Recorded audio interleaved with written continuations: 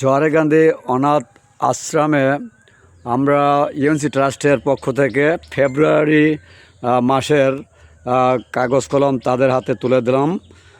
তারা আমরা প্রতি মাসেই এখানে খাতা কলম দিয়ে থাকি, তাই ফেব্রুয়ারি মাসের খাতা কলম তুলে দেওয়া হলো।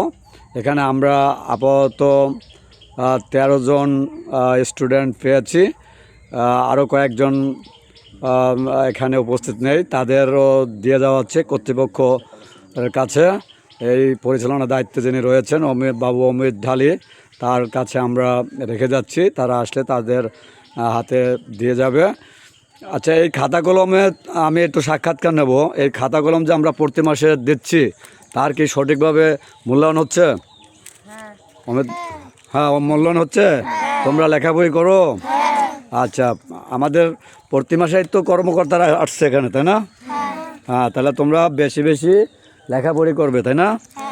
আচ্ছা, তাহলে তোমাদের পরিচালক এখানে তোমাদের দায়িত্ব নিয়ে কাজ করছে তো? আচ্ছা, অসংখ্য অসংখ্য ধন্যবাদ। আপনারা যে যেখান থেকে এই ভিডিওটি দেখছেন, এই দেখা দেখে আপনারাও এই অনাথ আশ্রমে সাহায্য করতে পারেন। কারণ এখানে অনাথ শিশুরা আমাদের অত্র অঞ্চলের মধ্যে একটি উল্লেখযোগ্য স্থান, সেটি হচ্ছে জোয়ারেকান্দি মধ্যপাড়ায়। এখানে একটি কর্তৃপক্ষ ভালো উদ্যোগ নিয়েছে। এরকম অনাথ আশ্রম হিন্দু ধর্মের মধ্যে খুব কমই আছে। তাই আপনারা এদের পাশে এগিয়ে আসুন। এদের পাশে এগিয়ে আসলে এরাও উৎসাহিত হয়ে পড়াশোনা এগিয়ে যেতে পারবে।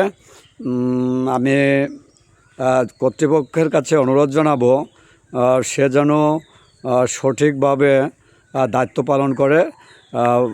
একেবারে টাইম টু টাইম এরা কি করছে, কিভাবে তাদের হোমওয়ার্ক যেগুলো, তারপর স্কুলের কাজগুলো সঠিকভাবে করছে কিনা, সেদিকে যেন মাতাজি যিনি রয়েছেন এবং পিতাজি দুজনের কাছে অনুরোধ থাকবে যে তারা যেন সঠিকভাবে তাদেরকে লালন পালন করবে। আশা করছি, কারণ এটি করতে করতে এক সময় দেখা যাবে যে এই প্রতিষ্ঠানটি অবশ্যই এক সময় আরও এস্টাবলিশড অবস্থায় চলে যাবে। তো যে যেখান থেকে দেখছেন সবাইকে আন্তরিক শুভেচ্ছা অভিনন্দন জানিয়ে ভিডিওটি এখানে শেষ করছি। সবাইকে ধন্যবাদ।